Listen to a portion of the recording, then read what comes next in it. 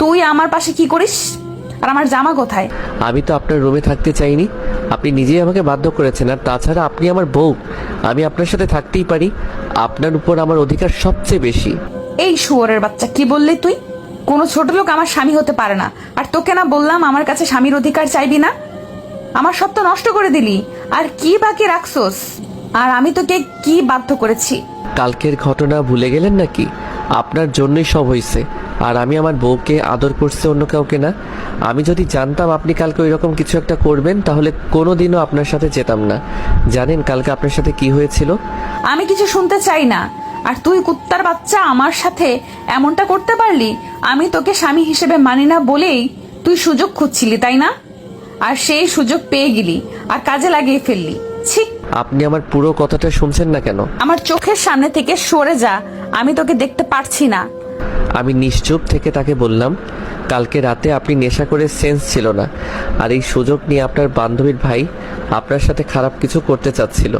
তাই তো আমি আপনাকে ওখান থেকে নিয়ে আসি।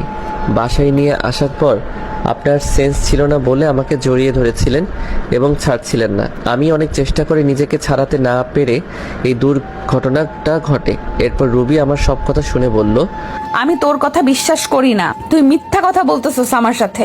তুই কি ভাবিস আমি কিছু বুঝি না? মিথ্যা কথা বলে তুই আমাকে ভোগ করলি।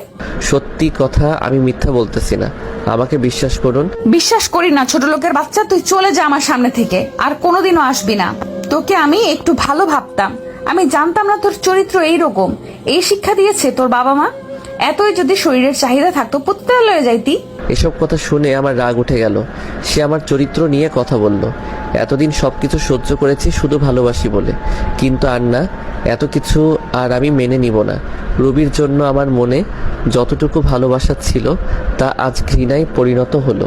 আমি নিজেকে শান্ত করে রুবিকে বললাম, অনেক অপমান সহ্য করেছি শুধু তোকে ভালোবাসি বলে, কিন্তু তুই আমাকে এত বড় কথা বলতে পারলি? কি চাস তুই? আমি চলে যাব তোর জীবন থেকে, তাই না?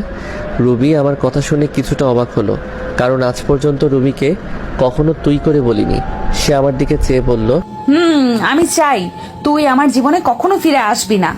আর আসিস না আমার কাছে। আচ্ছা ঠিক আছে, আমি আজই চলে যাব। এই বাড়ি ছেড়ে আর আসবো না কোনোদিন তোর সামনে।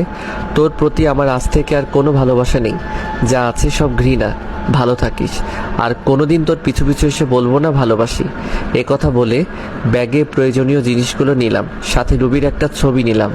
আমি রুবির রুম থেকে আমার সব কাপড় গুছিয়ে নিয়ে বেরিয়ে গেলাম ওর রুম থেকে। রুবি আমার যাবার পথে চেয়েছিল, তাতে আমার কি? খালু খালাম্মাকে কিছু বললাম না, জানি তারা কষ্ট পাবে, হয়তো আমাকে অনেক খুঁজবে। একটা দীর্ঘশ্বাস ফেললাম, পিছন ফিরে বাসাটাকে একবার ভালোভাবে দেখে নিলাম। কতগুলো বছর ছিলাম এই বাড়িতে। রুবির অবহেলায় আর আন্টি আঙ্কেলের ভালোবাসায় দিনগুলো কেটে যাইতো। এই বলে রাস্তায় আপন মনে হাঁটছি। ভাবতেই পারিনি আমার জীবনে এমন একটা দিন আসবে। প্রিয় মানুষটির থেকে আলাদা হতে হবে।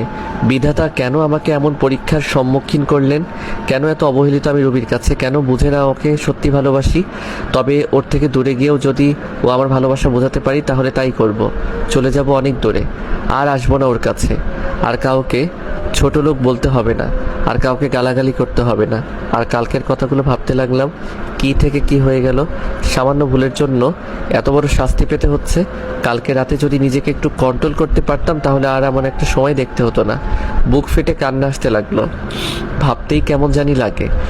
জীবনে পথ চলতে হবে একা, পাওয়া হলো না রুবির ভালোবাসা। আমি তো শুধু একটু ভালোবাসাই চেয়েছিলাম ওর থেকে, তার বদলে কি পেলাম? শুধু অবহেলা। কোথায় যাব আমি, কি করব, কিছুই মাথায় আসছে না। ভাবলাম এই শহরে আর থাকবো না, চলে যাব এই শহর ছেড়ে। যেই শহর শুধু অবহেলা পেয়েছি সেখানে আর থাকবো না, আর ফিরে আসবো না এই শহরে, আর আসবো না রুবির কাছে, আপনজনের কাছে। এই কথা ভেবে চলে গেলাম রেল স্টেশনে। সেখান থেকে টিকিট কাটলাম সিলেটের। কিছু সময় পর ট্রেন ছেড়ে দিল। আমিও গিয়ে বসে পড়লাম ট্রেনে। ট্রেন চলছে আপন গতিতে। আর আমি ভাবছি, আজ যদি আমার মা বাবা বেঁচে থাকতো তাহলে আর এই দিন দেখা লাগতো না। মা বাবাকে খুব মিস করছি। কোথায় চলে গেলে তোমরা আমাকে একা করে? কেন নিয়ে গেলেন আমাকে ছেড়ে গেলে এই নিষ্ঠুর পৃথিবীতে, যেখানে শুধু অবহেলায় পড়ছি আমি তিলে তিলে? এই রে, আপনাদের তো পরিচয় দেওয়া হয়নি। আমি হলাম আরিফ, বাবা মায়ের একমাত্র সন্তান। আমি যখন ক্লাস 10-এ পড়ি তখন আমার মা বাবা রোড অ্যাক্সিডেন্টে মারা যায়।